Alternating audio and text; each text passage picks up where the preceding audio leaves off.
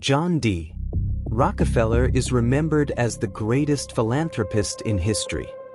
But in 1911, the US government called him something else, a criminal who had effectively stolen the American economy.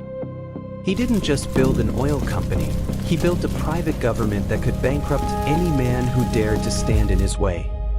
This is the story of the man who accidentally saved the whales, but intentionally broke America. He crushed his competitors. He bribed politicians. He wrote legislation. And when workers dared to strike against him, he sent a private army to kill them. Standard Oil was no longer just a business. It was an absolute corporate dictatorship operated with the cold, mathematical precision of an execution. If the market wouldn't surrender to him, he would simply buy the law or spill the blood necessary to conquer it. If you love deep dives in the scandals that shaped modern history, subscribe to join our growing community of history detectives. These history facts reveal the untold history of John D. Rockefeller, the man who didn't just build a monopoly. He built a shadow government. This is the hidden history of secret rebates that starved out honest businesses, industrial espionage that left competitors paranoid and broken, and the brutal reality of blood spilled in the coal dust. Step into the dark architecture of America's first true corporate empire. This is History Explained. Let's begin. In 1863, a 24-year-old bookkeeper named John D. Rockefeller entered the oil business. He didn't drill wells, he saw what others missed. While thousands of wildcatters gambled fortunes in the mud, chasing the chaotic rush of finding oil, Rockefeller understood a fundamental law of capitalism. The real money wasn't in the high-risk gamble of extraction. It was in the absolute, predictable control of refining it. By 1870, he had consolidated his holdings into a single company. He called it Standard Oil. The name meant exactly what it said. In an era when cheap, poorly refined kerosene frequently exploded in household lamps, burning families alive, Rockefeller offered something revolutionary: uniformity. Standard Oil wasn't just a brand name, it was a psychological guarantee of safety, purity, and absolute corporate trust. While other refiners gambled on gushers, Rockefeller obsessed over efficiency. He measured every drop, every barrel, every single penny of waste. He once saved his company $5,000 a year, worth hundreds of thousands today, simply by buying raw timber and manufacturing his own barrels directly, bypassing the middlemen entirely. To Rockefeller, margins weren't just math, they were weaponized capital. But his true genius wasn't efficiency. It was leverage. Rockefeller made secret deals with the railroads. He shipped massive volumes of oil, so massive that the railroads gave him rebates, discounts, sometimes as high as 50%. While his competitors paid full price, Rockefeller was quietly bleeding them dry. He turned the transportation grid of the United States into a private weapon, ensuring that any rival who dared to ship on the same rails was effectively funding their own execution. By 1880, Standard Oil refined nearly 90% of all oil produced in the United States. It controlled the pipelines, the railroads, the storage tanks, and even the barrel makers. Rockefeller had successfully built the most terrifying monopoly the world had ever seen. But he hadn't yet completely destroyed his enemies. That systematic annihilation came next. In early 1872, Cleveland had 26 oil refineries. Rockefeller wanted them all. He didn't ask nicely. In just 6 weeks, from February to March of 1872, Rockefeller executed what became known as the Cleveland Massacre. It wasn't a physical slaughter. It was a clinical, financial decapitation that wiped out nearly his entire field of competition in a single, terrifying month. He went to each refinery owner and made them an offer: sell to Standard Oil or be destroyed. How could he make such a threat? Because Rockefeller had already made those secret deals with the railroads. While his competitors paid full shipping rates, Rockefeller paid almost nothing. It wasn't a negotiation, it was a financial firing squad. If a competitor refused to sell, Rockefeller would slash his own prices, selling kerosene below cost, until the competitor went bankrupt. Then he would step into the wreckage and buy their ruins for pennies on the dollar. He didn't just defeat his rivals, he weaponized his own wealth to starve them out, turning the free market into an industrial graveyard where only Standard Oil could survive. 22 competitors sold out to Rockefeller, for were simply crushed. In just 6 weeks, Rockefeller went from controlling a modest 10% of America's refining capacity to commanding an absolute, undisputed 90%. In less than 2 months, a 26-year-old industry had been brought to its knees by a single man. The Cleveland Massacre made Rockefeller a millionaire. It also made him a target, but he didn't stop. He couldn't stop, because Rockefeller genuinely believed he was doing God's work. He once said, "The good Lord gave me my money. How could I keep it to myself?" But his business methods were anything but holy. If you love deep dives in the scandals that shaped modern history, subscribe to join our growing community of history detectives. As Standard Oil's power grew, so did public outrage. Farmers, independent refiners, and small businessmen demanded action. They wanted the government to break up the monopoly. But there was a problem. Rockefeller had already bought the government. In 1903, Rockefeller allegedly sent identical telegrams to at least 6 United States senators, telling them to defeat antitrust legislation.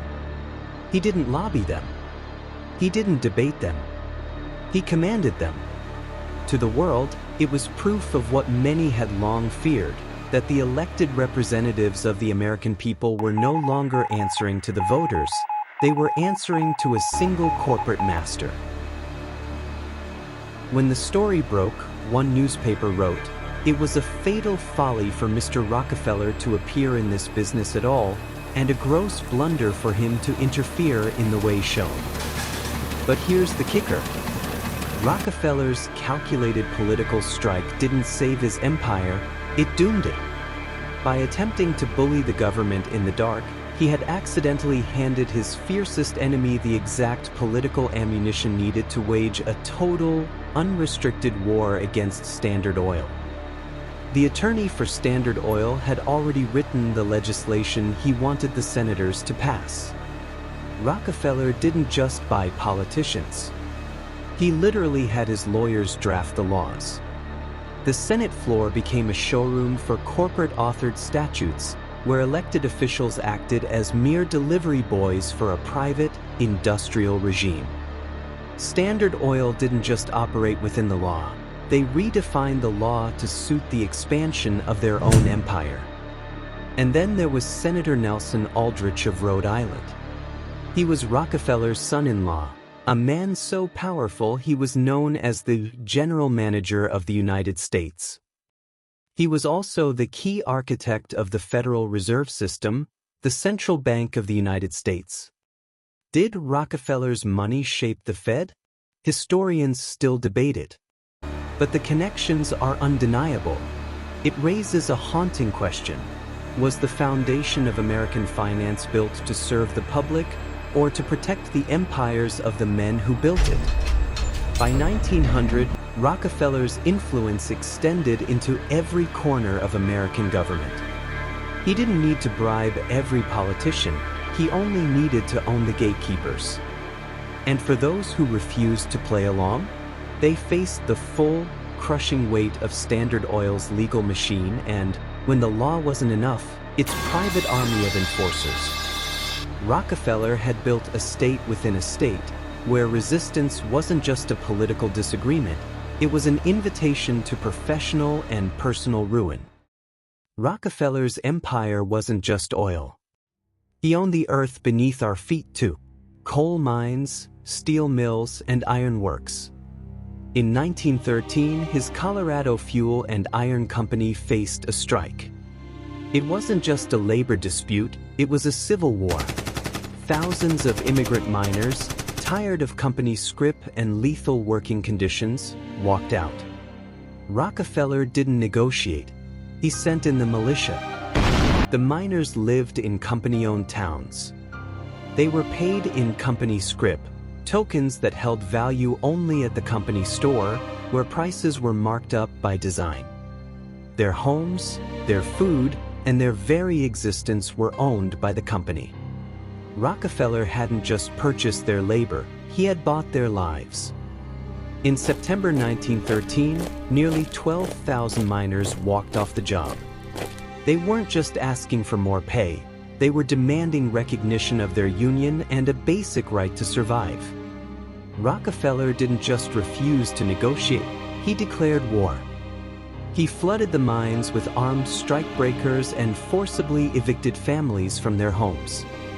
Stripped of their shelter, thousands of miners, women, and children were forced to huddle into makeshift tent colonies, shivering on the frozen Colorado plains, waiting for a move that would define the limits of American corporate power. The governor of Colorado sent the National Guard to keep the peace.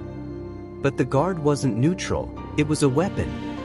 The officers were deeply aligned with the company's interests, and the troops were already primed for battle.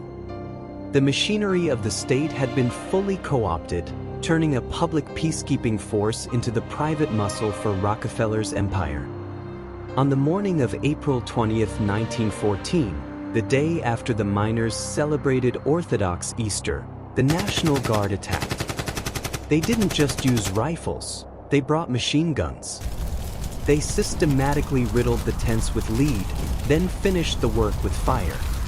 By the time the smoke cleared, the colony was a graveyard. It was the darkest day in the history of American labor. 20 people died in the carnage.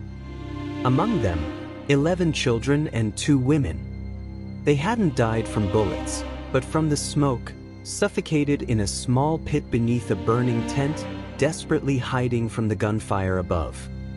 They were the collateral damage of a war for control, a brutal reminder that when corporate power lacks a conscience, the most vulnerable pay the ultimate price. The Ludlow Massacre became a national scandal. Rockefeller was hauled before Congress to account for the slaughter. He didn't offer apologies. He didn't express grief. Instead, he coolly testified that he had no knowledge of the conditions at the mine, shifting all blame to subordinates. He showed no remorse, faced no prosecution, and walked out of the hearing room as untouched as he had entered. But Ludlow was not forgotten. The massacre radicalized a generation of American workers, sparking a firestorm that finally forced the hand of government reform. It tarnished Rockefeller's name forever, stripping away the mask of the pious benefactor. The truth was laid bare for all to see. Rockefeller's empire was built on oil, but it was permanently stained with blood. After the smoke cleared at Ludlow, the Rockefeller name was radioactive. John D. Rockefeller Jr., the heir to the empire, realized that force alone could no longer secure their future. He needed something more dangerous than a private army. He needed a reputation. He turned to William Lyon Mackenzie King, a young labor consultant who was about to change the history of corporate power. King wasn't hired to make peace with the workers. He was hired to build a facade of benevolence that would shield the family from the truth of how their wealth was actually made. King was a brilliant labor expert and a future Prime Minister of Canada. He possessed a rare, chilling talent.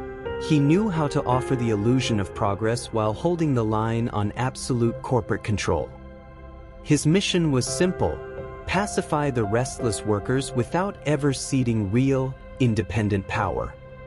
He wasn't there to end the conflict. He was there to manage it, turning the threat of unionization into a neatly filed, company-sanctioned formality. King's design was a masterstroke of psychological manipulation, the company union.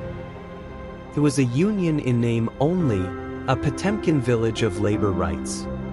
It was staffed by company managers and populated by hand-picked representatives who owed their livelihoods to the very people they were supposed to be challenging. It was designed to provide the illusion of representation, venting the workers' frustration through a bureaucratic maze that ensured their bargaining power remained at zero. It worked. For decades, the company union prevented real labor organizing, effectively lobotomizing the labor movement from the inside out. Workers were pacified, production lines never stopped, and the Rockefeller fortune remained untouched by the demands of those who actually built it. But Ludlow was never an anomaly. It was the cold, logical conclusion of a philosophy that viewed human beings as mere components in an industrial machine, a philosophy where the ends, no matter how brutal, always justified the means. John Rockefeller was playing a game no one else even knew existed. We're unearthing the files on how he did it. Join the Time Recall's Inner Circle today by subscribing now. We're building a cohort of 100 founding members who value the truth over the textbook. No one exposed Rockefeller's empire more devastatingly than a woman with a personal grudge. Her name was Ida Tarbell. She didn't use an army, a union, or a government committee. She used a printing press. Through her investigative mastery, she turned the public against the most powerful man in the world, one article at a time. Her father had been an independent oil producer in the Pennsylvania Hills. He was driven out of business, not by fair competition, but by Rockefeller's predatory pricing and secret backroom deals with railroads. Tarbell never forgot the sight of her family's ruin. She didn't just write for a magazine. She wrote an indictment of an empire. In 1902, Ida Tarbell launched a 19-part crusade in McClure's magazine. The subject, the history of the Standard Oil Company. It was a meticulous, brutal dissection of a monopoly. She didn't rely on rumors. She used the company's own documents, court records, and shipping manifests to pull back the curtain on the most secretive, powerful entity in American history. She exposed everything. The secret railroad rebates. The cold, calculated industrial espionage. The bribes that turned politicians into puppets. The brutal, forgotten details of the Cleveland Massacre. Tarbell didn't just have theories. She had the documents, shipping ledgers, internal memos, and secret testimony that proved Rockefeller's efficiency was really just a systematic, illegal war against the free market. Rockefeller called her Miss Tarbark, a deliberate, petty mispronunciation designed to signal his utter contempt. But he couldn't stop her. Her articles weren't just reports, they were a cultural earthquake. Across America, the public finally saw the man behind the curtain. As the series went on, the titan who had seemed untouchable suddenly found himself vulnerable, stripped of his dignity and facing the full, righteous fury of a nation he had systematically deceived. In 1911, the United States Supreme Court delivered the verdict: Standard Oil was an illegal monopoly in restraint of trade. The court ordered it to be shattered into 34 independent companies. To the public, it was the ultimate victory for democracy. Rockefeller had lost. Or so it seemed. The Titan's empire was broken, but his wealth? His wealth had just exploded. The breakup of Standard Oil was hailed as a triumph of justice, a blow against the Gilded Age titans. But it was a hollow victory. The Supreme Court had demanded the splintering of the trust, but they hadn't touched the ownership. Rockefeller held stock in every single one of those 34 new companies. Once they were freed from the constraints of a single, slow-moving monopoly, they were liberated to compete and expand. Individually, they became lean, aggressive, and vastly more profitable. Rockefeller didn't lose his empire, he watched it multiply. The breakup wasn't a funeral, it was a birth. Within a single decade, John D. Rockefeller's personal wealth didn't just survive, it doubled, and then doubled again. By his death in 1937, his net worth was estimated at $1.5 billion. To put that in perspective, that was roughly 2% of the entire United States GDP at the time. He had successfully transformed from a visible, hated monopolist into a decentralized, untouchable financial titan. Adjusted for inflation, that $1.5 billion is over $400 billion in today's currency.